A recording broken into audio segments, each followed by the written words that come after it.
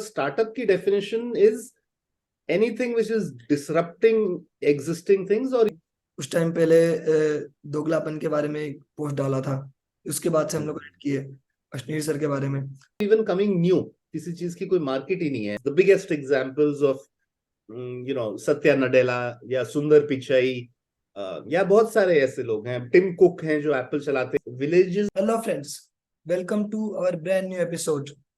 सो आज के इस पॉडकास्ट में हम लोग एक ऐसे पर्सन से बात करेंगे जो कि स्टार्टअप मेंटर है और खुद का अपना एक बिजनेस भी रन कर रहे हैं, और एक ऑर्गेनाइजेशन के जरिए फैक्ट्री एल ऑर्गेनाइजेशन के जरिए वो कई सारे स्टार्टअप्स को, कई सारे एंटरप्रेन्योर्स को ग्रोथ एडवाइस प्रोवाइड करते हैं। किस तरह से उनको एक्शन लेना चाहिए, किस तरह से फंडिंग रेज करना चाहिए और किस तरह से कनेक्शन बनाने चाहिए, इन सब चीजों में वो स्टार्टअप्स की हेल्प करते हैं। तो आइए हम इनसे बात करते हैं आज के एपिसोड में, क्योंकि मुझे उम्मीद है कि आप लोगों को बहुत कुछ सीखने को मिलेगा यहाँ से, क्योंकि इनके पास बहुत अच्छा एक्सपीरियंस है, बहुत अच्छा नॉलेज है, शेयर करने के लिए बहुत कुछ है इनके पास, क्योंकि इन्होंने काफी सारे स्टार्टअप्स को ग्रो करने में हेल्प की है। तो आई होप कि अगर आप भी एक एंटरप्रेन्योर हैं तो आपको भी यहाँ से बहुत कुछ सीखने को मिलेगा कि आप वो सब चीजें आप अपने स्टार्टअप में इम्प्लीमेंट कर सको और स्टार्टअप ग्रोथ अपनी एक्सीलरेट कर सको। Hello Amit sir, welcome to our show. कैसे हैं आप, कैसा चल रहा है सब? Hi Kavish, thank you for having me. अच्छा चल रहा है सब। It's a pleasure to be on this podcast with you and I'm quite excited about just sharing my thoughts on various things. First of thank you so much sir. मैं काफी time से हम लोग कनेक्टेड थे, लगभग 2 महीने से मैं आपको फॉलो भी कर रहा हूँ, लिंक्डइन पे आपको कंटेंट भी देख रहा हूँ। तो टू बी ऑनेस्ट, मतलब पॉडकास्ट तो एक बहाना है, एक्चुअली मुझे आपसे मिलने की बहुत ज्यादा एक्साइटमेंट थी, क्योंकि मैं देख रहा हूँ काफी टाइम से आप जो कंटेंट डाल रहे हो लिंक्डइन पे स्पेशली, तो काफी बोल्ड है। मतलब इतना बोल्ड कंटेंट बहुत जनरली नहीं मिलता। जैसे आपने उस टाइम पहले दोगलापन के बारे में एक पोस्ट डाला था, उसके बाद से हम लोग ऐड किए अश्नीर सर के बारे में, और अभी रिसेंटली आपने एक इन्फ्लुएंसर्स के बारे में भी एक पोस्ट डाला लिंक्डइन पे, आई गेस। तो और विद द नेम ऐसा बहुत रेयर होता है कि लाइक डायरेक्ट हाँ, बताना नहीं कि नहीं, थैंक यू। हाँ, thank you. I mean actually we can start on that note only. हाँ, तो ऐसा नहीं है कि मैं कोई कंटेंट क्रिएटर हूँ या इन्फ्लुएंसर, तो बिल्कुल ही नहीं हूँ या बनना चाहता हूँ। I mean I have other things to do. I am a businessman by many years, but I like to share, right? I like to share whatever is happening in the world around us, professionally or otherwise. So I like to write, and अच्छी बात होती है अगर आप express करो। आज की date में इतना इंफॉर्मेशन ओवरलोड होता है चारों तरफ से, राइट? सो मेरा ये मानना है कि जितनी इंफॉर्मेशन आप प्रोसेस करते हो अपने दिमाग में और शेयर करते हो, and writing is the best way to share. So whence you share all this information, आपका थॉट प्रोसेस क्लियर होता है। ऑफ कोर्स थोड़ा खाली भी हो जाता है, right? Otherwise in one day there is so much information coming from everywhere, social media, otherwise in the work that we do, social media largely, right? I mean, so many things happening, right? To social media channels hi itne sare hain. So writing, I think, is a very good way for me to just express everything and bring it out. And I write not for anybody or to go viral or anything, right? I mean, and that is why my writing is very direct, or as you said, bold. Right? Incidentally, I have my own podcast also by the name of Bold and Bald, because my co-host is bald. So leaving apart that, so yeah, I mean, and I feel कोई issues हैं तो there is no point beating behind the bush, right? जो चीज जैसे होती है उसको वैसे ही देना चाहिए, right? I mean, so इसीलिए डायरेक्टली अब किसी को मैं अभी नेम नहीं करूंगा, बट नेम करा है नहीं करा है, they are largely issue based things. मेरा किसी से कोई पर्सनल एनिमिटी तो है नहीं। एनीवेज, हाँ, so that is the take on why I write what I write. Very excited again, and thank you again for having me here. Let's have, जैसे आपने कहा, एक कॉन्वर्सेशन करते हैं rather than any podcast, right? yes, yeah, that is the most important thing। तो चलिए, अभी आपने बताया कि आप बिजनेस वगैरह भी रन कर रहे हैं और भी चीजें आप कर रहे हैं अपार्ट फ्रॉम राइटिंग पोस्ट्स तो हम थोड़ा वही बैक स्टोरी पे जाते हैं आपकी। तो जो आपका जर्नी है, ये अभी आप शायद एक एज ग्रोथ एडवाइजरी वर्क कर रहे हैं और इससे पहले आपने बिजनेस रन किया, आप एंटरप्रेन्योर भी रहे, तो आपकी जर्नी क्या रही है थ्रू आउट अभी फैक्ट्री एल हाँ, के साथ जुड़ने से पहले और इसके साथ जुड़ने, राइट राइट। तो उसके बारे में आप थोड़ा बताइए। हाँ तो आई मीन फर्स्टली तो it's been a long long long time, 27 years that yes. मैं प्रोफेशनल स्पेस में हूँ। यू राइटली सेड, करंटली मैं फैक्टोरियल एक बुटीक मैनेजमेंट कंसल्टिंग का पार्ट हूँ, where I am a partner and director. But just I keep it very brief to start with. So I joined at a very young age while I was doing my graduation in London, business management. We had a family business of exports. I belong to a business family, multi-generational. Okay. So, at a very young age, I was just helping my family and got seduced by business and sales. I did finish my management degree, and immediately after that, I think almost I was 20. I was running and being a part of a family export business, which was very small at that time, but over the years it became fairly large. Pre-e-commerce, pre-internet era, so any figures that we were doing that time were also very fairly large, as I say. I wouldn't want to name the figures, but वो अलग time था, late 90s, early 2000s. So I ran that business successfully, became a fairly large business again, 200 odd people. But again, brick and mortar business, no technology, because it was just evolving, right? The business took us to many parts of the world because our marketing was through events and trade shows and conferences and all. So I must have done in those years 300 odd conferences across the world. I used to be based outside India for various points in time. 2008, 2009, I closed down that business. Monotony had set in. Monotony कहने तो same चीज कर करके आदमी थोड़े से not bored but wanted to do something else, right? So we closed down that business. At that point, I moved to America, to New York, जहाँ मैं वो same business कर रहा था, but on the other side, not being an exporter, but an importer wholesaler. What is the good part is that 2010, 11, I was in New York living there, and I got exposed to the technology, at large, because US was much ahead of India in terms of adoption and using technology for various things in business. So I dabbled with it thoda bahut apne hi business mein. I had almost gone for a permanent move, but as luck would have it, for certain reasons, personal reasons, I came back to India in 2014, and also was quite buoyed by the whole startup ecosystem which had come in, the Flipkarts of the world, Ola, Amazon was making good investments in India. Uh, so 2014 was a time where, and technology for me is a passion. I haven't studied technology professionally, because all those things didn't even exist in my time in 97, 98, right? There was no e-commerce to be studying or any digital marketing to be studying, right? So 2014, helping a friend's friend, I joined in as a late co-founder, not necessarily co-founder, but I mean, just joined a business without any title, called Mera Events, which was a technology platform in the event space. It still exists today. I am not a part of it. So we scaled up very rapidly. It was event ticketing and marketing. Something, there are other platforms also I will not name, but and the business again scaled up very rapidly through some fundamental basics of business that I deployed.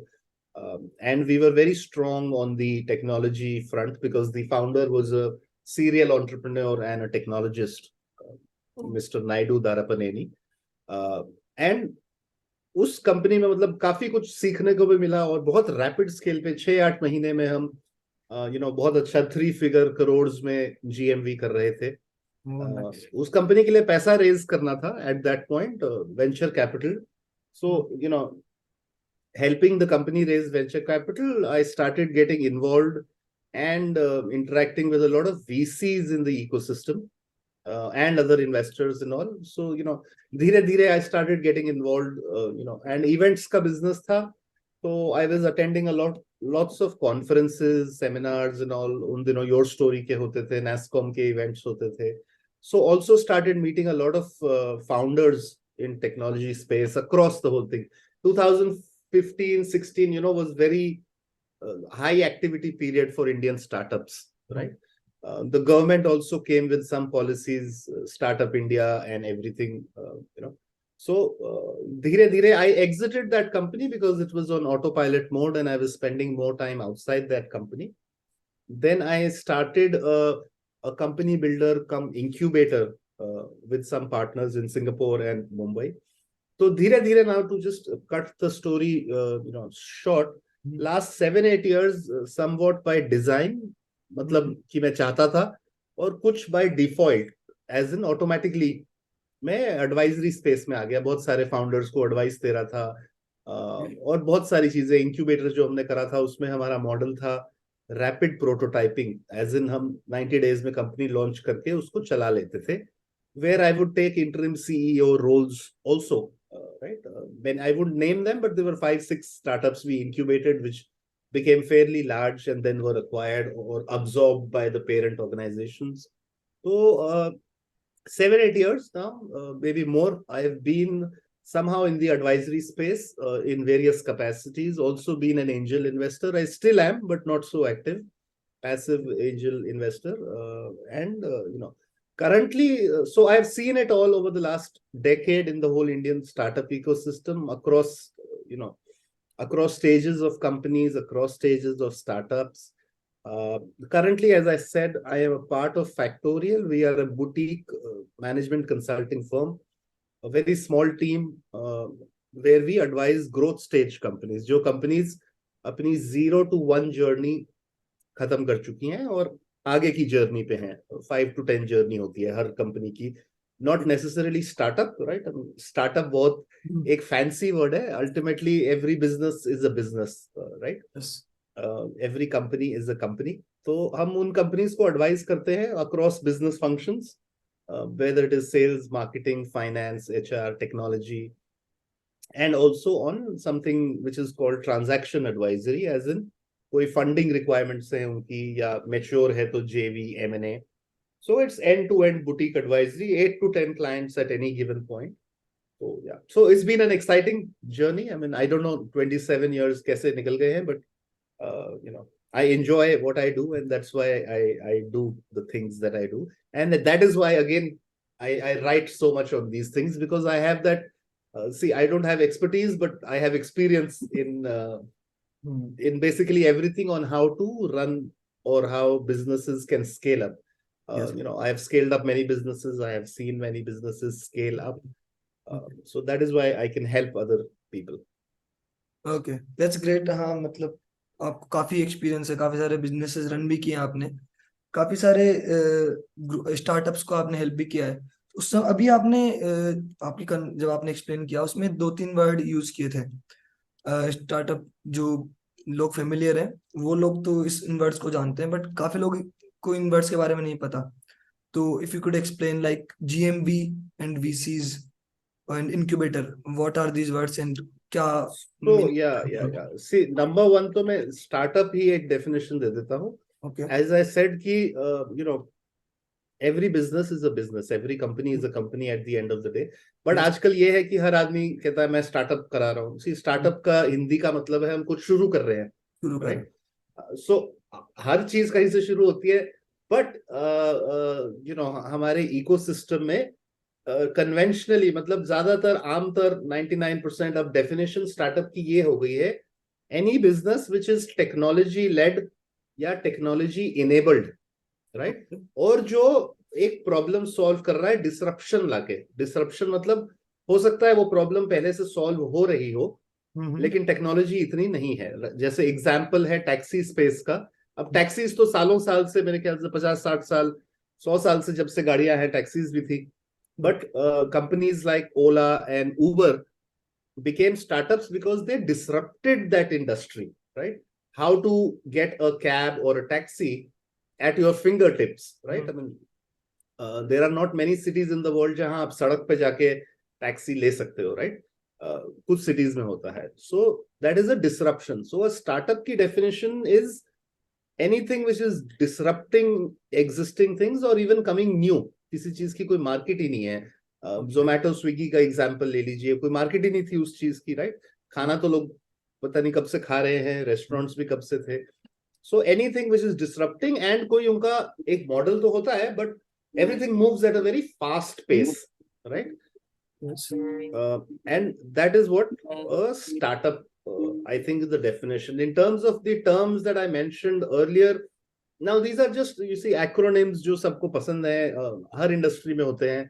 Startup, we see GMV is the gross merchandise value, which means that कोई market place हो, आज ये शुरू से market place models बहुत है, या उनको आप एग्रीगेटर कह लीजिए, जहां वो खुद कुछ नहीं प्रोड्यूस करती company, but double sided market. जैसे Amazon है, Amazon खुद कुछ नहीं प्रोड्यूस करता है, Amazon का कोई प्रोडक्ट नहीं है, but they are connecting buyers and sellers. And Ola, Uber और an OYO also don't produce anything, right? They are connecting. So these are marketplace or aggregators. So इनका क्या होता है, दो metrics होते हैं, GMV and revenue. GMV is the total number of transactions that happen on the platform. Amazon can be making tens of billions of dollars of GMV in one day, लेकिन ये उनका रेवेन्यू नहीं होता है. Traditional business में ऐसा नहीं होता है. किसी की कोई दुकान है तो वो जितना माल बेचता है वो उसकी सेल है, क्योंकि वो माल उसका है, राइट? बट सो वो होता है gross merchandise value, which is not a very good metric. बहुत लोगों की आदत है, वो बोलेंगे मेरी कंपनी में करोड़ों की ट्रांजैक्शन हो गई, बट उसकी कोई वैल्यू नहीं है, क्योंकि ना वो माल आपका था, ना आपने बेचा, ना आपने खरीदा, राइट?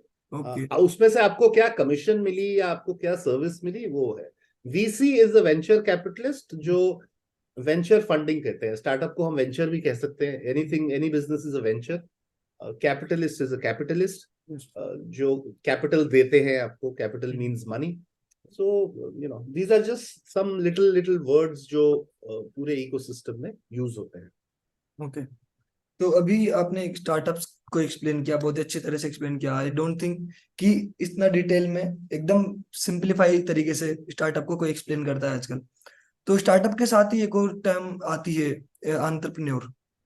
तो एक आपकी ओपिनियन में एक एंटरप्रेन्योर कौन है, क्या है, और एंटरप्रेन्योरशिप क्या है आपके ओपिनियन में, और एक एंटरप्रेन्योर में क्या क्या क्वालिटी होनी चाहिए, अगर कोई जानना चाहे अपने बारे में कि मैं मेरे अंदर वो एंटरप्रेन्योरशिप क्वालिटी है या नहीं है. See, हाँ, very good question, because again ये भी बहुत used word है आजकल. फैंसी एक्चुअली स्टार्टअप, एंटरप्रेन्योर या फाउंडर कह लीजिए. Entrepreneur is anybody actually. हर आदमी एंटरप्रेन्योर, मतलब जो कोई बिजनेस कर रहा है और उसका खुद का आइडिया होता है या किसी ने आइडिया दिया होता है. सो एंटरप्रेन्योरशिप इज अ वेरी, बहुत फैंसी इंग्लिश वर्ड है. आप सिंपल कह लीजिए, व्यापारी को ट्रेडर कहते हैं हम, लेकिन एंटरप्रेन्योर जो है वो एक हो गया बिजनेसमैन कह लीजिए, या जो भी अपना खुद का काम कर रहा है, खुद के लिए, वो नौकरी नहीं कर रहा है, right? So we can call him an entrepreneur. अब वो चाहे वो स्टार्टअप चला रहा है या कुछ भी कर रहा है, या कुछ छोटे, आई मीन उसका कोई मीट्रिक नहीं है कि कोई कितने मिलियंस का काम करेगा तब एंटरप्रेन्योर बन सकता है.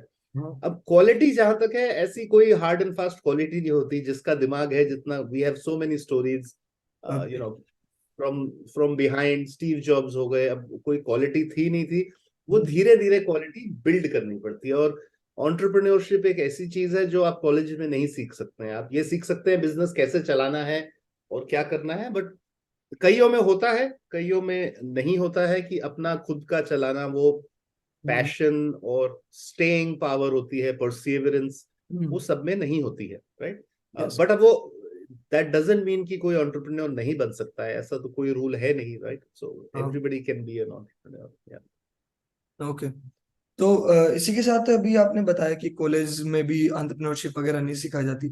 तो हम बात करते हैं जो कॉलेज में सिखाया जाता है आजकल. अभी जो हमारा करंट एजुकेशन है उसमें जनरली हमें जो रियल वर्ल्ड में के लिए हमें तैयार नहीं किया जाता, बट हमें जॉब रेडी किया जा रहा है. तो जॉब और एंटरप्रेन्योरशिप की अगर हम बात करें तो दोनों में लाइफस्टाइल में किस तरह से डिफरेंस है, दोनों में क्या बेटर है, और दोनों में मतलब अगर किसी को पहचानना है कि मैं जॉब के लिए हूँ या फिर मैं एंटरप्रेन्योरशिप के लिए हूँ, तो किस तरह से आइडेंटिफाई कर सकता है ये डिफरेंस खुद के अंदर. हाँ, वो भी सी इंडिविजुअल चीज होती है ना. दोनों में से कोई चीज अच्छी ज्यादा है ना बुरी कोई ज्यादा है. अब एजुकेशन सिस्टम का जहां तक सवाल है, मैं कोई, again, it's not about good and bad. Education is education. It depends कि आप उससे क्या सीखना चाहते हैं. Education is never bad. और लकीली हम लोग इस जनरेशन में, मतलब अब इस टाइम में हैं जहाँ सेल्फ एजुकेशन इतनी हो सकती है थ्रू ऑनलाइन मीडिया, ऐसी कोई चीज नहीं है जिस सब्जेक्ट के ऊपर आप खुद नहीं पढ़ सकते हैं। काफी लोग हैं वेस्टर्न सोसाइटीज में specially who are home schooling their children, right, because there is so much available. Unfortunately हमारा इंडिया में या बहुत सारी कंट्रीज में, इंडिया में स्पेशली, रोट बेस्ड लर्निंग है। रोट बेस्ड मीन्स सारा एम्फेसिस है कि जो किताब में लिखा हुआ है बस उसको आप पढ़ लीजिए, एग्जाम दे दीजिए और पास हो जाइए। रोट को अब हिंदी में I don't know what is the word, रट्टा मार के आप पास। प्रैक्टिकल भी डिपेंड करता है, आप स्पेशलाइज्ड किसी फील्डिंग में है, इंजीनियरिंग में है, मेडिकल में है, एंड सो प्रैक्टिकल भी वहां पर एक्सपीरियंस मिलता है। But largely I would say 75-80% आपको एंटरप्रेन्योरशिप कोई नहीं सिखा सकता है। अब जहां तक जॉब वर्सेस एंटरप्रेन्योरशिप, ये बहुत इंपॉर्टेंट क्वेश्चन है। लास्ट स्पेशली इंडिया में 8-10 साल में ये स्टार्टअप्स, स्टोरीज रोज आती हैं न्यूज़पेपर में, फ्रंट पेज पे स्टोरी होती है, किसने कितनी फंडिंग कमाई, इन्वेस्ट करा, शार्क टैंक आया है, एंड सो बहुत फोकस आ गया that everybody can be an entrepreneur. और एक गलत बात भी आ गई है कि everybody should be an entrepreneur, right. ऐसा कोई रूल नहीं है, राइट। अभी हम एक बहुत यंग कंट्री है, 75 ईयर ओल्ड, अमेरिका 250 साल पुरानी है, तो वहां एंटरप्रेन्योरशिप बहुत ज्यादा है। Everybody wants to do that, doesn't mean कि लोग काम नहीं करते हैं। तो ये डिसीजन जो है बहुत एक पर्सनल होता है। There is no problem in being in a job. We have examples, the biggest examples of Satya Nadella या सुंदर पिचाई, या बहुत सारे ऐसे लोग हैं। टिम कुक हैं जो एप्पल चलाते हैं, he is, you can say, he is a businessman but he is not a founder entrepreneur, right. Satya Nadella, सुंदर पिचाई, ये लोग कितना पीछे शुरू हुए, और ऐसे कितने, मैंने सिर्फ इंडियन नाम लिए हैं लेकिन काफी है क्योंकि हम इंडिया में बात कर रहे हैं और इंडिया में ही ये ज्यादा वो है कि जॉब नहीं करनी है या करनी है। तो ये एक आपकी पर्सनल चॉइस होती है। आजकल इतनी अपॉर्चुनिटीज अवेलेबल है कि आप ट्राई कर सकते हैं, बट सिर्फ इसीलिए ना ट्राई करिए क्योंकि न्यूज़पेपर में स्टोरी सुनी कि कोई कंपनी $1 बिलियन की हो गई, राइट। जॉब करनी है, मेरा ये मानना है कि अगर आपकी एजुकेशन अच्छी है, आपने एक बेस बना लिया है अपनी learning, whether it is specialised और it is general management, right. Business management बहुत जनरलाइज्ड होता है, उसमें कोई, अगेन, बिजनेस में कोई स्पेशलाइजेशन नहीं, मतलब वो आपको सिखा देंगे मार्केटिंग क्या है, how to start a company and all that, but वो जितना आप पढ़ के सीखोगे कुछ भी नहीं, करने से होता है। सो अगर आपका कोई अब स्पेशलाइज्ड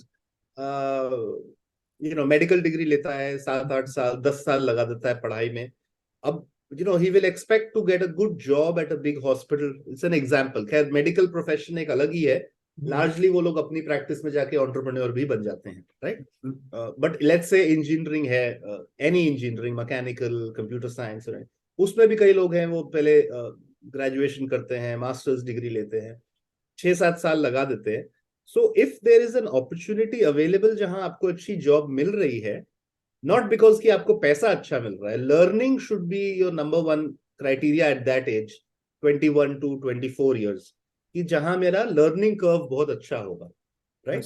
और आपको अगर एंटरप्रेन्योर बनना है, आप वो 3-4 साल किसी कंपनी में काम करके सीख के फिर बने, तो ये मेरा मानना है। But on the other side, अब ऐसे बहुत सारे एग्जांपल्स हैं, ओयो के रितेश है, who started, I don't think he completed college, I'm sorry, I mean I don't know, I don't think he completed, हाँ, because हाँ, वो पहले ही I think 18-19 की एज में he was selected by Peter Thiel scholarship, right, his program, and he started, and ऐसे बहुत सारे लोग हैं, I mean Steve Jobs himself, or Mark Zuckerberg himself never took any jobs and they started as entrepreneurs or founders, right, because उनका passion था, right.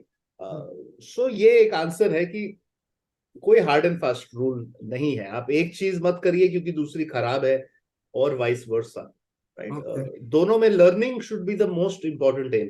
Entrepreneur भी बनना है तो लर्निंग के लिए बनिए आप, पैसा, फेम, स्टेटस, सक्सेस, वो सब बाद में आएगा। यस, बिल्कुल, I agree on your point sir, to be honest. और अभी जैसे आपने कहा कि अभी जो शार्क टैंक कल्चर चल रहा है, लोग फंडिंग उठा रहे हैं, काफी everybody should be an entrepreneur वाला कल्चर चल रहा है। तो इसी बीच में एक और डिलेमा चल रहा है, वैल्यू वर्सेस वैल्यूएशन।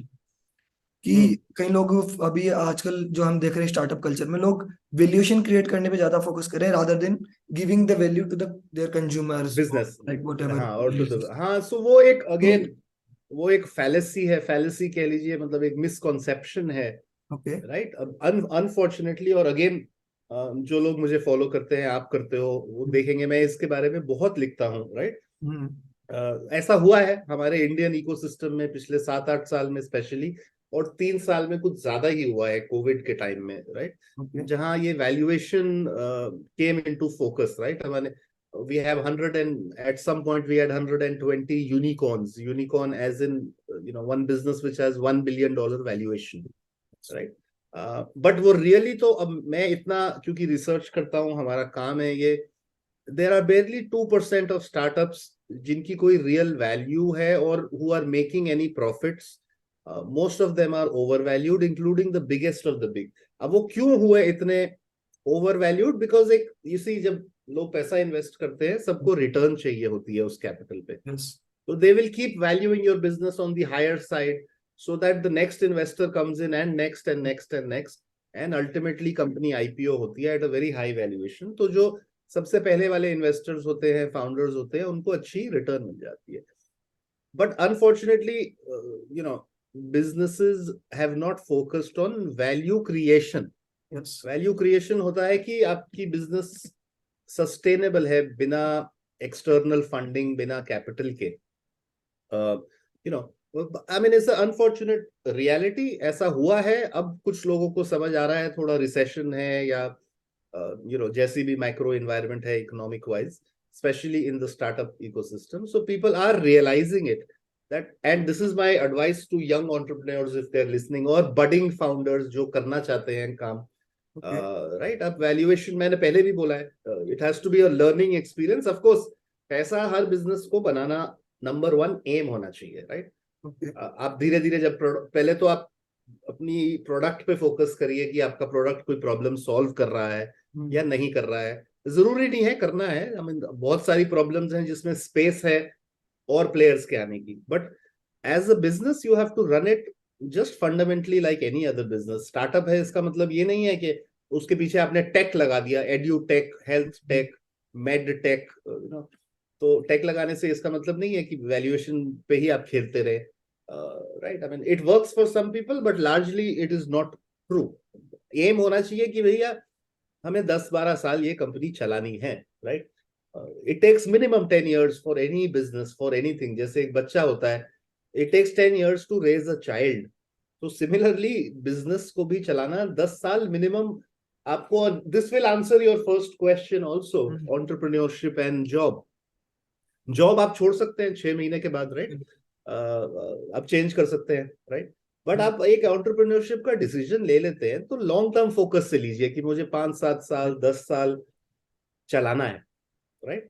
और उस टाइम में बात सक्सेस फेलियर की नहीं है, बात यह है कि you put in all your efforts to create value for everybody. Now everybody will be you yourself, आपके कस्टमर्स, आपके इन्वेस्टर्स, आपके एम्प्लॉयज या team members, right. Employ word मुझे ज्यादा अच्छा नहीं लगता है, I call it team members, right. I mean employ ऐसे लगता है कोई स्लेव है किसी का, ऐसा नहीं है, राइट। सो आपकी टीम मेंबर्स है, आपके को फाउंडर्स हैं, so you have to create value for everybody. ये नहीं कि everybody has to become a millionaire और अ बिलियनेयर। हाँ, तो सर आपने अभी बताया, तो जैसा कि अभी आपने बताया कि स्टार्टअप और जॉब में कैसे डिसाइड करना चाहिए बंदे को, किसी पर्सन को, कि वो उसको क्या करना चाहिए। तो अगर वो लॉन्ग टर्म कमिटमेंट के लिए तैयार है, और अगर उसका आइडिया, जो भी उनके पास आइडिया है, वो किसी एक बहुत बड़ी प्रॉब्लम को सोल्व कर रहा है, एक डिस्ट्रप्शन क्रिएट करने का उसमें पोटेंशियल है, और अगर वो मतलब परसिवरेंस कर सकता है, वो परसिवरेंस दिखा सकता है अपना लंबे टाइम तक, तो आई गेस अगर वो सोच रहे हैं स्टार्टअप करने का करंट जॉब के साथ या जॉब छोड़कर, तो वो कर सकते हैं। Correct me if I am wrong, जो मैंने नहीं एक्सप्लेन। नहीं, करेक्ट, हाँ, एब्सोल्युटली करेक्ट। सी कमिटमेंट चाहिए। जॉब मैंने जैसे अभी बताया था, आपके पास ऑप्शन होती है। एक्चुअली तो वो भी नहीं करना चाहिए अर्ली स्टेजेस पे बार बार आप जॉब चेंज करें, बट आजकल ऐसा ही है कि there are so many opportunities, people like to experiment, which is also good. But entrepreneurship में एक बार आप घुस जाते हैं तो एटलीस्ट 2-3 साल तो आप सोचिए कि आपको करना ही पड़ेगा। मैंने 10 साल पहले बोला था, 10 साल मीन्स कुछ करने के लिए, उसका बिजनेस का सक्सेसफुल होने के लिए। सक्सेसफुल का जो भी मीट्रिक है आपके दिमाग में, पैसा है या फेम है या स्केल है, right? It cannot be only one goal or aim, right? There are many businesses. Amazon took 15 years to be at some point where they were making money or profitable, right? And we know आज की date में Amazon कहाँ पर है। Yes. Same with Apple. Steve Jobs अपनी खुद की company से फायर हो गए थे at some point, right? और आज Apple, हाँ, आज Apple इस स्टेज पे है that it is bigger than many countries. Yes. The company itself, $3 trillion valuation almost, right? India का जीडीपी इज ऑलमोस्ट 3.5 ट्रिलियन, और वो एक कंपनी जो है वो 3। सो वो कैसे हुआ? वो सब कुछ इसीलिए हुआ बिकॉज एक किसी एंटरप्रेन्योर फाउंडर प्लस उसकी टीम का लॉन्ग टर्म फोकस।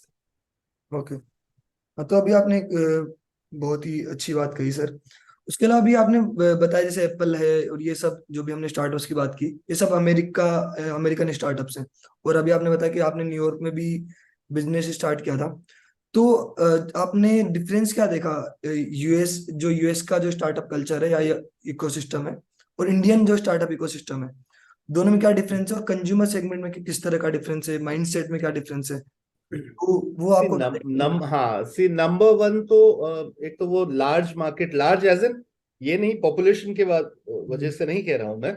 हम इंटरनेट की अगर बात करें, ई कॉमर्स की, तो वहाँ अडॉप्शन ज्यादा है, right? Even though we have the highest population at 1.5 1.6 billion, वो सिर्फ 300 मिलियन है, बट एंड उनका ये जो इकोसिस्टम है स्टार्टअप्स टेक्नोलॉजी का, वो बहुत पुराना है, एटलीस्ट 40 ईयर ओल्ड है। सिलिकॉन वैली और उससे पहले hardware, software systems, whether it is Microsoft or Apple or Intel Corporation, and so, right? So many. तो पुराना होने से क्या होता है कि चीज मेच्योर हो जाती है। Plus because it's is a large economy, $20 trillion economy, वहाँ कैपिटल भी बहुत है। कैपिटल मतलब पैसा भी बहुत है। और जब पैसा बहुत होता है तो एक्सपेरिमेंटेशन के लिए भी बहुत आपको अपॉर्चुनिटीज होती है। तो वहाँ फेलियर जो है, ऑल्दो सी फेल तो कोई भी नहीं होना चाहता है, लेकिन वहां failure is more acceptable, right? Risk appetite जिसको कहते हैं, रिस्क लेने की क्षमता जो होती है वो सब में बहुत ज्यादा है कंपेयर टू इंडिया। सो एक तो नंबर वन डिफरेंस ये है। इसकी वजह से लोग एक्सपेरिमेंट ज्यादा करते हैं तो इनोवेशन ज्यादा होती है, राइट? किसी के पास 10 आइडिया है, किसी के पास 5 आइडिया है, तो लोग वो एक्सपेरिमेंट करते रहेंगे। इंडिया में क्या है कि एक तो वो एंटरप्रेन्योर किसी ने डिसीजन लिया है, चाहे वो जॉब छोड़ के आ रहा है या वो इमीडिएटली कॉलेज के बाद आ रहा है, उसके पास ये एक ही एक चीज है, उसके पास सारे रिसोर्सेज बहुत कम होते हैं, राइट? तो उसका फेलियर बहुत लो माना जाता है यहाँ की, भाई ये आदमी फेल नहीं होना चाहिए। फेल तो कोई भी नहीं होना चाहता है, राइट? सो इसीलिए यहाँ पर having said that, of course चीजें बहुत चेंज हुई हैं 8-10 साल में स्पेशली। डिफरेंस ये है नंबर वन। और बिकॉज ऑफ ऐसा नहीं है कि यहाँ कोई माइंड्स की कमी है। यूएस में भी बैक एंड पे क्या, फ्रंट एंड पे क्या, सारी इंडियन ही माइंड्स होते हैं ज्यादातर। Most of the big technology companies are led by Indians. So बात ह्यूमन कैपिटल की नहीं है, राइट? एब्सोल्युटली। वो जो एक सपोर्ट इकोसिस्टम होता है, चाहे वो गवर्नमेंट से है, एजुकेशनल इंस्टीट्यूशन, प्लस उनकी जो एजुकेशन है, specially higher education, not the primary, higher education is more learning based rather than rote based. मतलब मार्क्स पे इतना एम्फेसिस नहीं देते हैं। अगेन बिकॉज छोटी कंट्री है, तो एक पर्टिकुलर कॉलेज सीट के लिए लाखों लोग नहीं होते हैं जैसे इंडिया में है। यहाँ बिकॉज लाखों लोग होते हैं एक पर्टिकुलर सीट के लिए, तो सबको वो मार्क्स लाने हैं और कोई तरीका भी नहीं है, राइट? वहां ऐसा नहीं है। तो वो कल्चर बहुत पहले से आ जाता है कि people are learning all the time, right? And because they are learning, they can experiment also. तो मेन डिफरेंस ये है। बट इंडिया में भी आजकल अपॉर्चुनिटीज की कोई कमी नहीं है। सारे कॉलेजेस एंटरप्रेन्योरशिप सपोर्ट करते हैं, सबके ई सेल्स होते हैं, काफी कॉलेजेस के एंटरप्रेन्योरशिप सेल जो होता है, जहां बहुत स्टूडेंट्स एक्टिविटीज करते हैं, बाकी लोगों से मिलते हैं। तो या things are changing in India. I think 5-7 साल में ऐसा कोई ज्यादा डिफरेंस रहेगा नहीं, अभी भी नहीं है। माइंडसेट में तो कोई ज्यादा डिफरेंस नहीं है, राइट? हाँ, तो इसी बारे में जैसे भी आपने कहा कॉलेज वगैरह में भी ई सेल्स वगैरह होते हैं और इंडिया भी ग्रो कर रहा है 5-10 साल में। आई वी होप कि इतना ज्यादा डिफरेंस ना हो।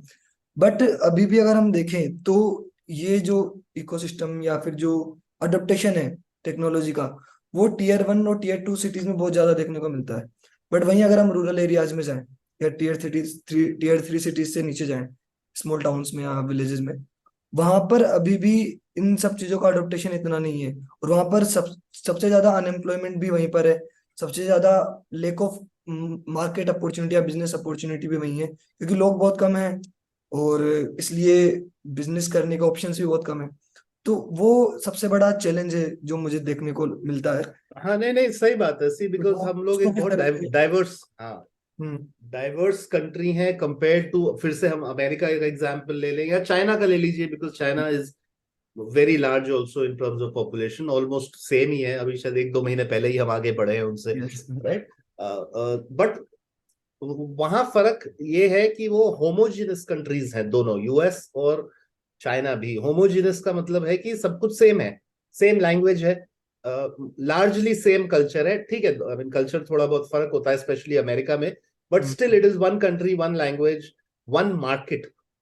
इंडिया में आप जैसे हिंदी में, मुझे याद नहीं है, मेरी हिंदी थोड़ी ऐसी है, हर 10 किलोमीटर में बोली भी बदलती है, पानी भी हाँ बदलता है, हाँ, right? yes। Something like that, right? Which means कि we are a large country and every state, every region is so different, so we can not have one language, one system.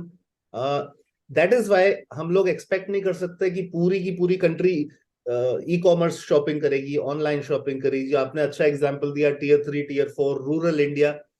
अब rural India plus we are a new country compare to China and the US. New मतलब 75 year old, right?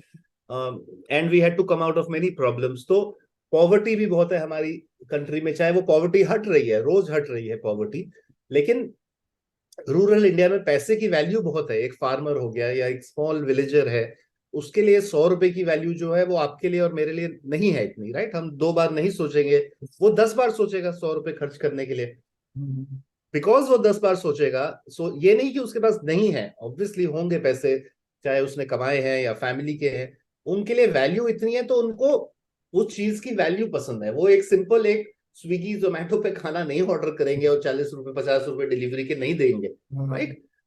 It's not about कि वो गरीब आदमी है, it is because उनको पैसे की वैल्यू बहुत ज्यादा है। इसी चक्कर में अब ये अपॉर्चुनिटीज तो बहुत है। सी, नंबर 1 है, टेक्नोलॉजी हर तरफ पहुंच चुकी है इंडिया में, हर तरफ। टेक्नोलॉजी का मतलब ई कॉमर्स और स्टार्टअप नहीं है। एवरीबडी इज डिजिटल, सबके हाथ में मोबाइल फोन होता है। अब मैं सब सब कह रहा हूं, बट आई स्टिल अंडरस्टैंड, फिर भी काफी लोग हैं, 600-700 मिलियन होंगे शायद, जिनके पास अभी भी स्मार्टफोन नहीं है, राइट? बट लार्जली है, नहीं है तो एटलीस्ट बिल्कुल ही रिमोट चले जाइए आप, वो विलेज में किसी के पास तो होगा, राइट? जिसको सब यूज कर लेंगे। सो टेक्नोलॉजी एडॉप्शन से अपॉर्चुनिटीज बहुत है, एंड आई फील हमारी यही एडवांटेज है एज अ कंट्री कि हम चाइना और अमेरिका नहीं है। तो जैसे कहते हैं यूनिटी इन डाइवर्सिटी, जो चीज चेन्नई में चल रही है या जो हैदराबाद में है, जरूरी नहीं कि वही चीज दिल्ली में या बॉम्बे में चलेगी, राइट? सेम अप्लाइज, विलेजेस में अपॉर्चुनिटीज बढ़ रही हैं। अब इन डिजिटाइजेशन से बहुत कुछ बढ़ गया है, टेक्नोलॉजी डिजिटाइजेशन से। अगेन, ये ई कॉमर्स और स्टार्टअप नहीं है, ये सिर्फ डिजिटाइजेशन टेक्नोलॉजी है। सो धीरे धीरे I think things are changing on the ground level. Access to opportunities education से आती है, एजुकेशन की भी बहुत अपॉर्चुनिटीज है, privately and through the government. So I think धीरे धीरे नेक्स्ट 5-7 ईयर्स में काफी कुछ इंप्रूव होने वाला है, जहां तक मेरा मानना है। हाँ सर, हम भी यही चाहते हैं। अब सब लोग, शायद पूरा हिंदुस्तान यही चाहता है कि रूरल रूरल इंडिया में भी अपॉर्चुनिटीज बढ़े, क्योंकि I guess 70% of the India lives in that area. तो अगर राइट, बढ़े, करेक्ट। उतना ही इंडियन इकोनॉमी ग्रो करेगी। और I guess we will be again the. हाँ, so I think education, if somebody has a good education background, opportunities की कमी नहीं है।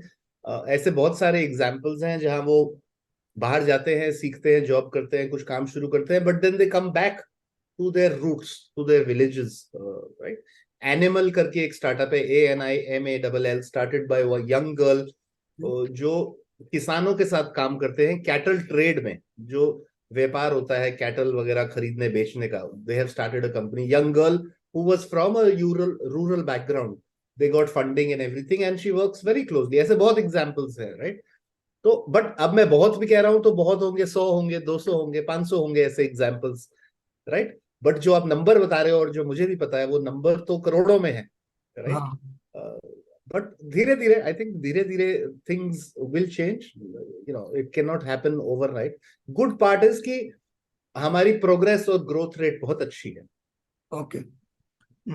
बिल्कुल सर. अभी हम जिस हिसाब से ग्रो कर रहे हैं, जिस हिसाब से हम प्रोग्रेस कर रहे हैं, तो आई गेस हम अगले 10 साल में तो हमें वहां पहुंच जाना चाहिए जहां हम पहुंचने का एम कर रहे हैं. स्पेशली अभी काफी सारे, अभी रिसेंटली मैंने पढ़ा था कि जो हम सोलर रिवोल्यूशन काफी हद तक हमारा बढ़ रहा है, और I guess we will be the biggest player in the world solar energy sector in about 5 to 10 years if we get the help from the China in the semiconductor space, of course. और उसके अलावा मैं ये चीज जानना चाह रहा था कि अगर कोई अपना स्टार्टअप स्टार्ट करना चाह रहा है और वो एक कॉम्पिटिटिव मार्केट में स्टार्ट करना चाह रहा है, लाइक वहां पर ऑलरेडी काफी एस्टेब्लिश प्लेयर हैं, तो उसके लिए क्या क्या चैलेंजेस वो फेस करता है या करेगा या करेगी, और उन चैलेंजेस को किस तरह से रिजोल्व कर सकता है? तो नहीं, वेरी गुड क्वेश्चन. सी, चैलेंजेस तो हर बिजनेस में होते हैं. आप छोटे से छोटा जो स्मॉल टाउन या बिग टाउन्स में कोई सड़क पे भी कोई रेडी लगाता है, चैलेंजेस. सबसे ज्यादा कंपेटिटिव स्पेस तो वो होती है. आप एक इंडिया में आप देखिए कितनी vegetable, even with all e commerce and everything, grocery blah blah blah, vegetable mandis कितनी होती है हमारी कंट्री में.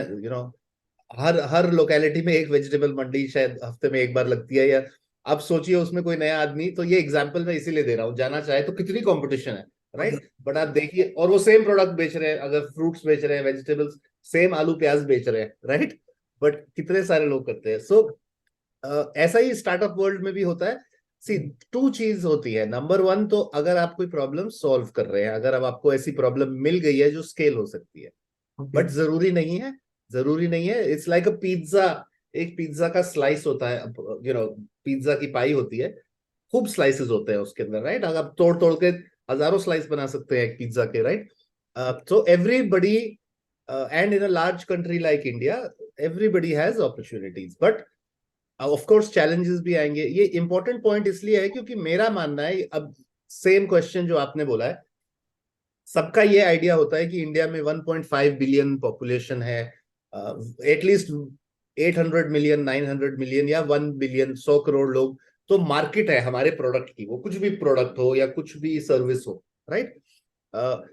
हमें करना क्या है, हम उसका 1% भी कैप्चर कर ले तो बहुत बड़ी मार्केट है, राइट? 1% भी आप 100 करोड़ का लोगे तो 1 करोड़ हो गया, कि 1 करोड़ की मेरी कस्टमर्स की मार्केट है. ये बहुत रॉन्ग ओपिनियन है, राइट?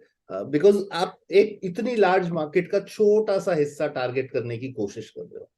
मेरा ये मानना है, you should always, not always but not necessarily but still, आपको किसी छोटी मार्केट का लार्ज पोर्शन कैप्चर करना चाहिए. सो इमेजिन 100 करोड़ की जगह अगर आप अपनी मार्केट को सिर्फ 10 करोड़ कस्टमर की देख रहे हैं, राइट?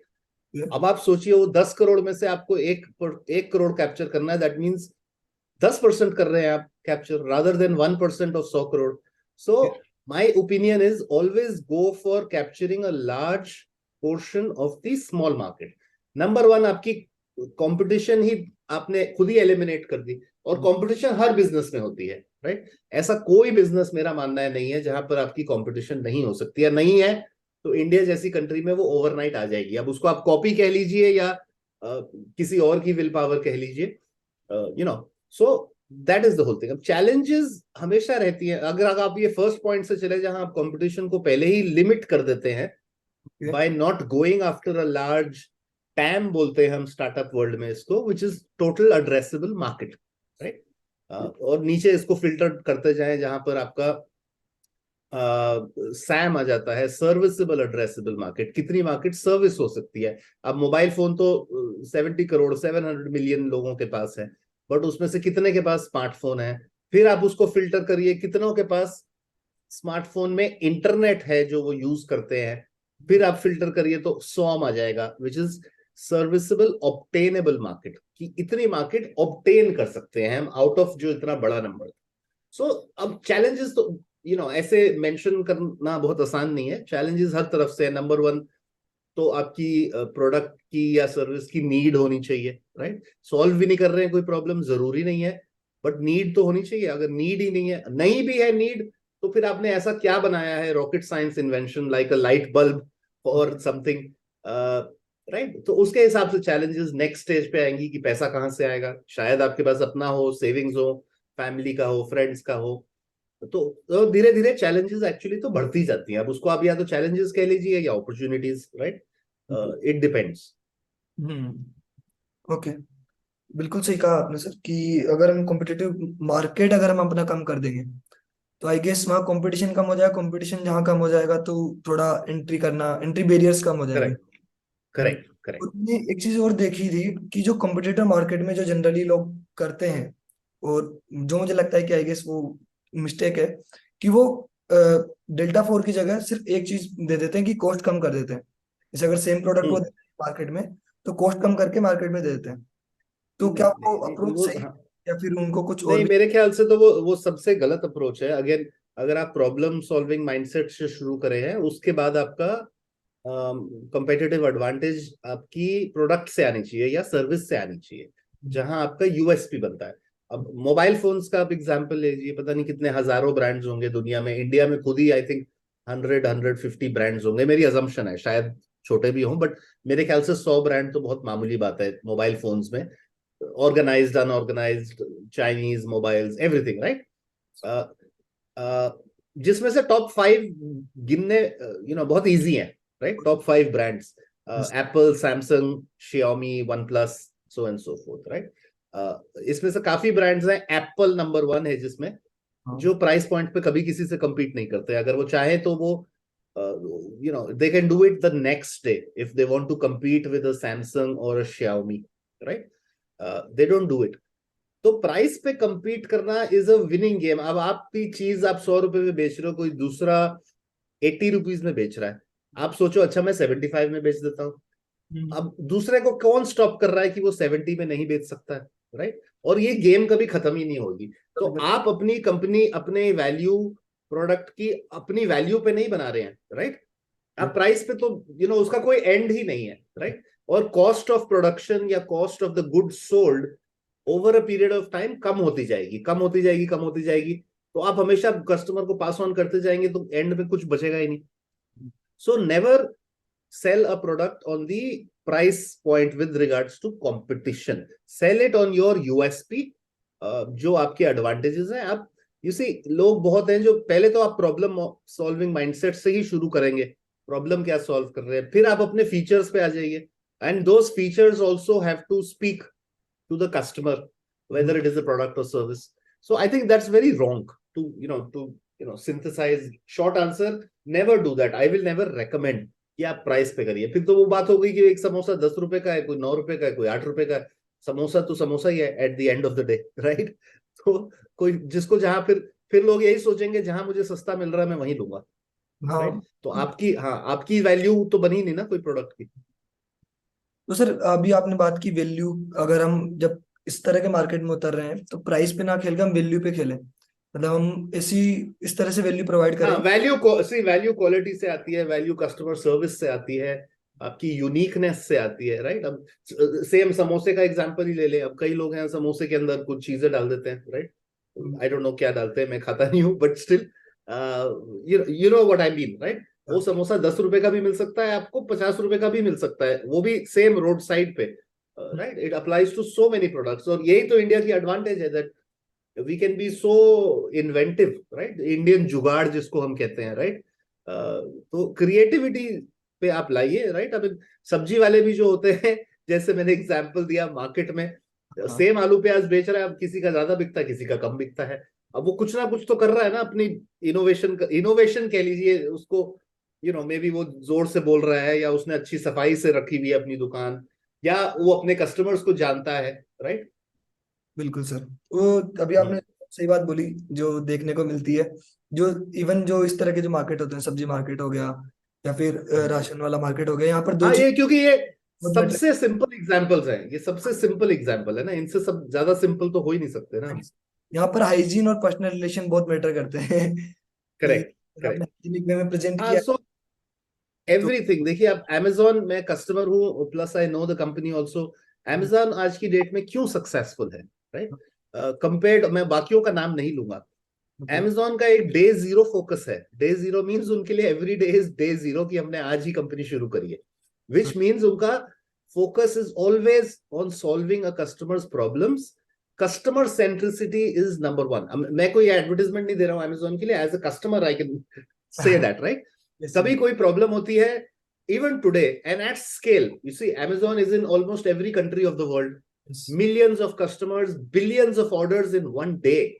तो कई लोग सोचते हैं कि अगर ये बिजनेस स्केलेबल होगा तो हम कस्टमर सर्विस कैसे दे सकते हैं। मेरा एक्सपीरियंस है, इंडिया में रात के 4 बजे भी मुझे कस्टमर सर्विस बात करनी है, Amazon से हो जाती है, and within 2 minutes problem solve हो जाती है।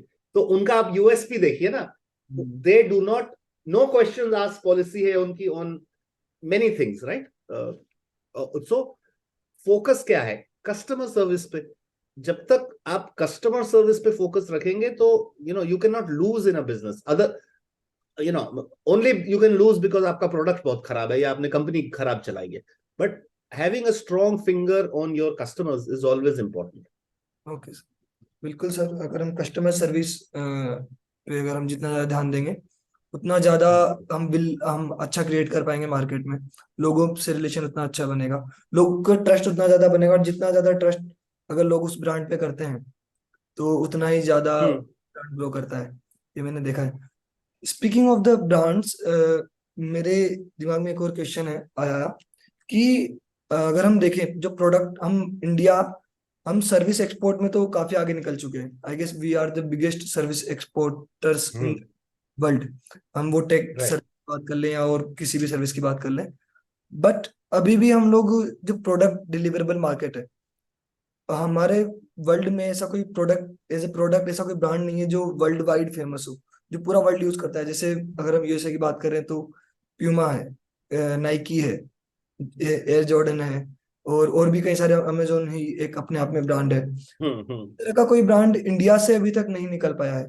इसके पीछे वजह क्या रही है, और ये प्रॉब्लम मतलब ऐसा क्या कर सकते हैं इंडियन आंध्र? हाँ, सो लार्जली, हाँ, what you are saying largely वो ट्रू है। हमने बड़े ब्रांड्स नहीं बनाए हैं, राइट? दैट डजंट मीन कि ब्रांड्स हैं नहीं, राइट? हमारे अपने होम ग्रोन ब्रांड्स इतने हैं, ग्रुप कंपनीज हैं, जैसे टाटाज है, आदित्य बिरला ग्रुप है, और द होल बिरला ग्रुप, अब रिलायंस है, right? But you are right कि वो ग्लोबल ब्रांड्स नहीं है, एसेंशियली सर्विस। टाटा के प्रोडक्ट्स है, Tata is also the owner of many global brands like Jaguar, Land Rover, and Tetley tea and everything. But homegrown हमारा ऐसा कोई largely एक cultural thing है कि हमने शुरू से branding और globalize करने में इतना focus नहीं करा. And again, we are a very young country, 75-year-old only compared to Europe. Europe तो पता नहीं कितने 2000 साल से यूरोप है. अमेरिका एटलीस्ट 250-300 ईयर से, जब से वो इंडिपेंडेंट हुए थे, right? Plus mindset of creating that brand. Having said that, आज की डेट में ऐसे काफी है. सर्विस सेक्टर में जोहो जैसे है, बहुत पॉपुलर है. फ्रेश वर्क्स है, गिरीश मातृभूषण का, that is very popular. But ऐसा एक कोई single Apple style, Nike style कोई प्रोडक्ट नहीं है. But I think now people are realising the value of that being global brand. ये ब्रांडिंग और ये सब कुछ पहले नहीं था. पहले सी इंडिया में हर आदमी को सरवाइव करना था, हर बिजनेस को सरवाइव बहुत करना जरूरी था. और जितने लार्ज बिजनेसेस थे उनको कोई जरूरत ही नहीं थी, वो भी टाटा टाइप बिजनेसेस या मोदी ग्रुप था, या कितने ग्रुप्स हैं ऐसे. I mean there are unlimited groups in India, right? But now, if you see, I mean, there are many brands like Haldiram's, for example, is a very good example. It is known globally because I have traveled to many countries. It is available, but largely, again, Indian community he use करती होगी products को, right? But धीरे धीरे I think it is changing. ऐसा कुछ नहीं है. Innovation पे जितना हम focus करेंगे, branding और other things पे, धीरे धीरे होगा, right? Amul is one brand which is very popular outside India, I know, in their products. Again, might be used by Indian population outside the diaspora, but it will change. I think slowly it will change. It's not a necessity, but still आपकी market बढ़ जाती है, customers बढ़ जाते हैं, you can command a better price. it will happen soon, I think. I guess इससे as a country भी, मतलब कंट्री का भी रेपुटेशन बढ़ता है, तो हम फॉरेन Correct. इन्वेस्टर्स, फॉरेन के जो लोग हैं हाँ, करेक्ट करेक्ट। अभी सी धीरे धीरे हमारी, because see also we are a very large country with large problems, okay, right. हमारी, आपने खुद ही बताया था 70% इज रूरल आर इकोनॉमी। अब अगर हम गवर्नमेंट को ब्लेम नहीं कर सकते, बट गवर्नमेंट को अगर हम सोचे, so government is more worried about creating opportunities for the large population in India rather than supporting branding, image building and all those things, right. वो होगा, धीरे धीरे होगा, राइट। जब जब हमारी अपनी प्रॉब्लम सॉल्व हो जाएंगी, इंफ्रास्ट्रक्चर है, एजुकेशन है, हेल्थ है, पॉवर्टी है, इतनी बड़ी प्रॉब्लम, राइट। कितनी बड़ी पॉपुलेशन अभी भी, जो कई कंट्रीज की पॉपुलेशन के मुकाबले है, 10-20 करोड़ लोग पॉवर्टी लाइन के नीचे होंगे, हु डोंट अर्न इवन 50 और 100 रुपीज पर डे, राइट। तो that is the difference, I think. Okay. और इससे से एक, जो अगर कोई अपना बिजनेस स्टार्ट करना चाह रहा है, तो उसको स्टार्टिंग 1 ईयर में किन किन चीजों पे फोकस करना चाहिए, क्या क्या उसको, उनको चीजें करनी चाहिए, क्या आप उनके बारे में कुछ हाईलाइट कर सकते हैं? सो डिपेंड, हाँ, डिपेंड्स किस टाइप का बिजनेस है क्या है, इसमें बहुत, ये बहुत सिंपल आंसर नहीं है। किस चीज पे वो, अब स्टार्टअप्स वगैरह की बात करें, एंटरप्रेन्योरशिप की बात करें, क्योंकि जनरली सबका यही फोकस होता है, और होना भी चाहिए, बिकॉज आपको सपोर्ट इतना मिल सकता है इन्वेस्टमेंट्स का, मेंटर्स का, एक्सेलरेटर, इंक्यूबेटर्स का, सबका। तो जनरली अब ऐसे ईयर 1 भी कहना मुश्किल है। नंबर 1, आप सी, आप डे 0 से अपने बेसिक्स को अगर ऑर्डर में रखें, और अगेन जो हमने शुरू में बात करी थी, वैल्यूएशन को ना चेज करें, वो आप कर भी नहीं सकते हैं, जो आपके हाथ में है भी नहीं वैल्यूएशन को चेज करना। तो बिजनेस के जो बेसिक्स होते हैं कि भाई, मेरी एक पीएमएफ होता है, प्रोडक्ट मार्केट फिट, आपकी प्रोडक्ट के लिए मार्केट फिट है या नहीं है, राइट। आपके प्रोडक्ट को मार्केट फिट मिल गया है, राइट। उस पर फोकस करिए, कस्टमर रिलेशनशिप्स पे फोकस करिए, और अपने बिजनेस के यूनिट इकोनॉमिक्स पे। यूनिट इकोनॉमिक्स एक्चुअली मींस कि every unit of your business has to be making money, or it has to be economic at scale also. अगर एक पीस में ही आप लॉस कमा रहे हैं, कुछ भी प्रोडक्ट है वो, तो आप लाख पीस में तो लाख लॉस होगा ना आपको। So yes, you can lose money, you will lose money in business initially, because आप इतनी इन्वेस्टमेंट करेंगे ऑन मार्केटिंग, ऑन सैलरीज। कोई डे 1 से तो बिजनेस, कोई भी बिजनेस नहीं है विच कैन बी सक्सेसफुल और स्टार्ट मेकिंग प्रॉफिट्स, राइट। अगर आप प्रॉफिट कमा भी रहे हैं, 10 रुपए की चीज 12 रुपए में बेच रहे हैं, 2 रुपए घर लेके जा रहे हैं, वो 2 रुपए में से बहुत सारी चीजें निकलेंगी आपकी कॉस्ट में। सो I think 3 more most important problems solution, focus on unit economics and your business basics, and third, again I keep saying, customer centricity is very important. आप इन चीजों को अगर sort out कर लेते हैं, streamline कर लेते हैं, then you can scale that business very efficiently. Okay. और ये जो इनिशियल फेज में मैंने एक वीडियो देखा था, उसमें पुर्तगाल का, जो पुर्तगाल कंट्री है, उसकी जो ड्रग स्टोरी वो बताई गई थी कि जब इनिशियल में 1970s में पुर्तगाल जो गवर्नमेंट जो है, वो अप्रोच यूज कर रही थी कि 90% पनिशमेंट और 10%, I don't know the word, मतलब वो हॉस्पिटलिटी, या अब उस समय जब वो चल रहा था उनका वो वाला प्रोसेस, 90% पनिशमेंट एंड 10% हॉस्पिटलिटी, तो वो फेल हुए, है ना। वो जो करना चाह रहे थे, ड्रग यूज को बैन करना चाह रहे थे, ड्रग यूज कम करना चाह रहे थे, ड्रग डेथ्स कम करना चाह रहे थे, वो नहीं हो पाया। फिर अराउंड 2022 साइंटिस्ट थे, आई फॉरगॉट हिज नेम, उन्होंने रिसर्च किया, उन्होंने लोगों से बात की, जो भी ड्रग एडिक्ट थे वहां पर, उन लोगों से बात की उन्होंने, तो उसके बाद गवर्नमेंट ने इसका रिवर्स कर दिया। अब चेंज कर दिया, 90% हॉस्पिटलिटी पे डाल दिया और 10% पनिशमेंट पे डाल दिया। और उसके बाद जो चेंज देखने को मिला अभी के टाइम पे, अगर हम बात करें तो ओनली पुर्तगाल में ड्रग्स से सिर्फ 6 डेथ्स होती हैं आउट ऑफ 5 मिलियन पीपल। तो ये बहुत बड़ा Right. देखने को मिला।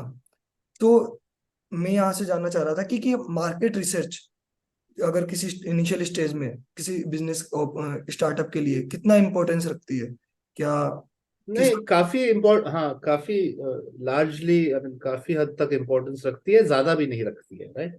मार्केट हमेशा चेंज हो रही है अब, कस्टमर की नीड्स हमेशा चेंज हो रही है। Again, problem solving need based approach होनी चाहिए। आप जितनी भी, अगेन, इंडिया एक ऐसी कंट्री है, आप कितनी भी रिसर्च कर लीजिए, कभी भी एक्यूरेट नहीं हो सकती, right. You don't know, even in one one town itself, आप कोई भी एक टाउन ले लीजिए, छोटा शहर, जयपुर ले लीजिए, पुणे ले लीजिए, बैंगलोर ले लीजिए, अब सबकी नीड सेम नहीं हो सकती ना, हाँ right. In a city, in a growing country like India, where immigration इतनी हो रही है, इमिग्रेशन मतलब लोग इधर से उधर जा रहे हैं, राइट। जैसे फॉरेन कंट्रीज जाते हैं, हमारी अपनी कंट्री में ही लोग इतनी माइग्रेशन हो रही है, not immigration but migration, right.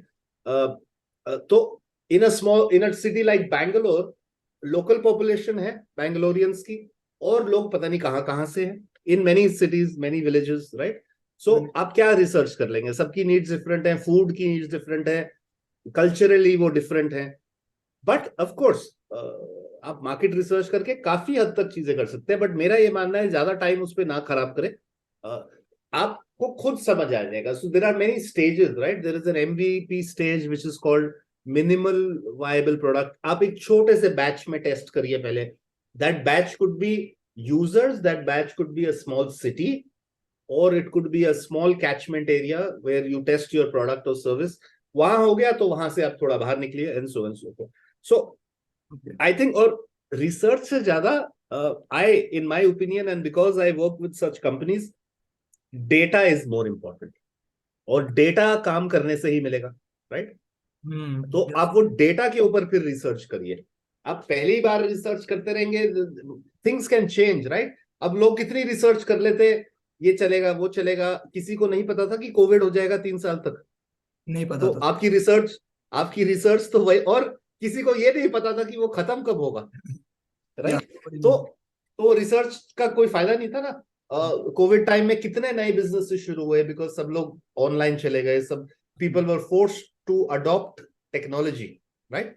ये जो हम अभी रिकॉर्डिंग भी कर रहे हैं एक प्लेटफॉर्म पे, दिस प्लेटफॉर्म इटसेल्फ इतना बड़ा हो गया, राइट। तो अब इसकी रिसर्च करके आप क्या कर लेते हैं कि 10 करोड़ लोग हैं जो इंटरनेट यूज करते हैं, ऑल ऑफ अ सडन वो 10 करोड़ 25 करोड़ हो गया कोविड के टाइम में, राइट। सो ये पॉइंट है। रिसर्च थोड़ी हद तक ठीक है, बाकी आपको डेटा से ज्यादा, you need to get more points from your data. Sir मैं बिल्कुल रिलेट कर सकता हूँ, as a data scientist I know that data is the new fuel. तो हम राइट। वाकई डेटा, आज के टाइम पे डेटा का बहुत ज्यादा इंपॉर्टेंस है।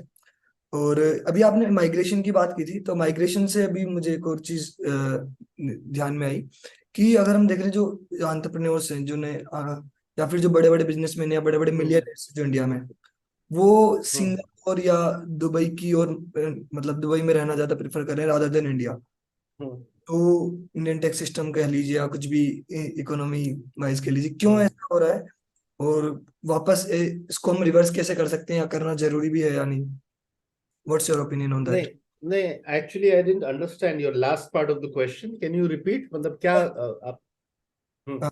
अभी मैं जो लास्ट पार्ट ये था कि जो अभी अगर हम देखें इंडियन मिलियनर्स जो है, काफी मिलियनर्स या एंटरप्रेन्योर्स हम्म। बिजनेस खड़ा कर रहे हैं, और लेकिन बाद में वो लोग दुबई या सिंगापुर या इन बाहर बाहर। तरह शिफ्ट हो गए, है ना, इंडिया छोड़कर हम्म। माइग्रेट कर रहे हैं।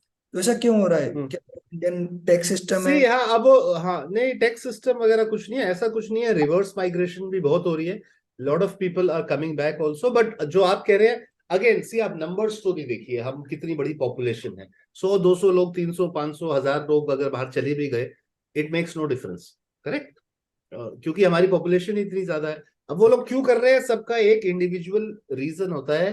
क्वालिटी ऑफ लाइफ जो है इंडिया में, वो अभी भी एक प्रॉब्लम है। क्वालिटी ऑफ लाइफ कह लीजिए तो number one, you know fortunately या अनफॉर्चुनेटली, हमारा वेदर ठीक नहीं है, वो कोई ठीक नहीं कर सकता है, right. We are a hot countries, या 80% of our country is hot, right. लोगों को दुबई में खैर ऐसा कुछ नहीं है कि दुबई का वेदर हमसे अच्छा है, वहां तो और ज्यादा गर्मी है, बट स्टिल वहां पर एम्यूनिटीज ज्यादा है, everything is air condition and all. So ये सब क्वालिटी ऑफ लाइफ पे आ जाती है बात। पोल्यूशन बहुत बड़ी प्रॉब्लम है हमारी कंट्री में। People who can afford to go out, वो चाहते हैं कि थोड़ा बेटर उनकी quality of life. I mean बहुत सारी चीजें हैं जो मैं प्रॉब्लम्स नहीं समझता हूँ, challenges है because we are a large country, a small मतलब young country. So ये सबका एक individual reason होता है, right? ऐसा नहीं है. There are so many opportunities in India where people are coming back. Me, for example, I came back. For almost 25-30 years of my life, my exposure was only to the outside world. Even though I ran an export business, मेरा zero exposure था in India. मुझे किसी से कोई लेना देना नहीं था इंडिया का. And I was very critical also of many things in India, right? Every month I was traveling outside, spending 15 days of the month in, other countries. So, but now I don't have, I can go if I like, I can leave anytime I like for long-term settlement also. I don't do it, because I'm largely satisfied. And if I talk of professional sense, not for me, but for everybody, growth opportunities in India ज़्यादा हैं आज की date में. और जहां तक quality of life का है, वो सबका इंडिविजुअल होता है, राइट? अब किसी को मर्सिडीज में घूमना है, the same thing can be done in a small car. That doesn't mean कि आप मर्सिडीज ना एस्पायर करिए, राइट? मैं कभी नहीं कह रहा हूं. सो एक इंडिविजुअल डिसीजन होता है, right? I mean everybody should aspire to buy not only a Mercedes, a Ferrari also, but it's individual, right? Some people don't want to. Some people are very happy working as a farmer in their fields under the sun, right? Yes. At the same time, there are people who cannot live without an air conditioner. It's individual. There is no good and bad, right? So talent जो जितना India में है, there are so many opportunities across entrepreneurship, startups, corporate world, that I don't think लोग अब young age में इतना जाना चाहते हैं, right? But again, last point, having said that, it is a globalized world, right? Globalized world का मतलब है opportunities are everywhere, right? So learning आपका focus होना चाहिए. If you are going outside again for learning and an experience of other cultures, everybody should do that. Yeah, okay. तो अभी आपने वो इसी बारे में बात की थी कि इंडिया में ग्रोथ अपॉर्चुनिटीज बहुत हैं, तो वाकई हैं. लेकिन क्या आप ऐसा कोई पर्टिकुलर इंडस्ट्री या सेक्टर बता सकते हैं जहां पर ग्रोथ पोटेंशियल बहुत ज्यादा हाई हो? अभी नहीं, ऐसा कुछ नहीं है. हाँ, India, because we are a large country, different मतलब every state is different. We are like a Europe, right? Europe में जैसे कि जितनी भी कंट्रीज है, हम एक्चुअली वैसे ही हैं, वैसे ही होना चाहिए था.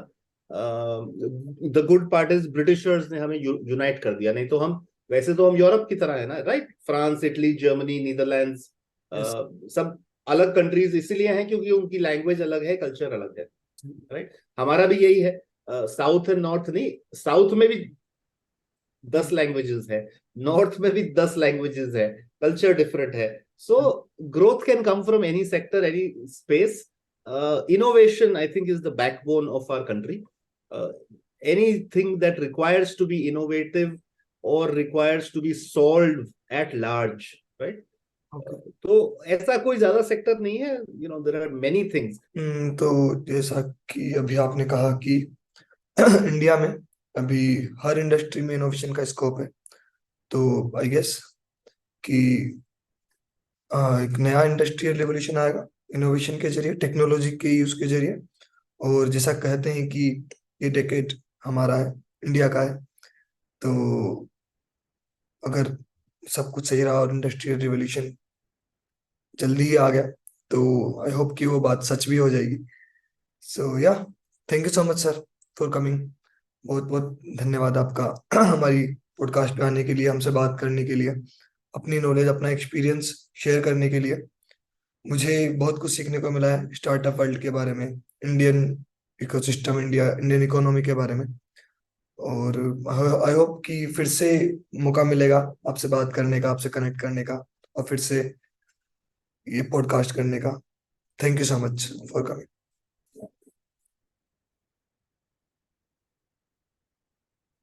हाँ, आई होप आपको, मुझे बहुत मजा आया, आई होप आपको भी मजा आया होगा बात करते हुए हमारे साथ. सो या, थैंक यू सो मच.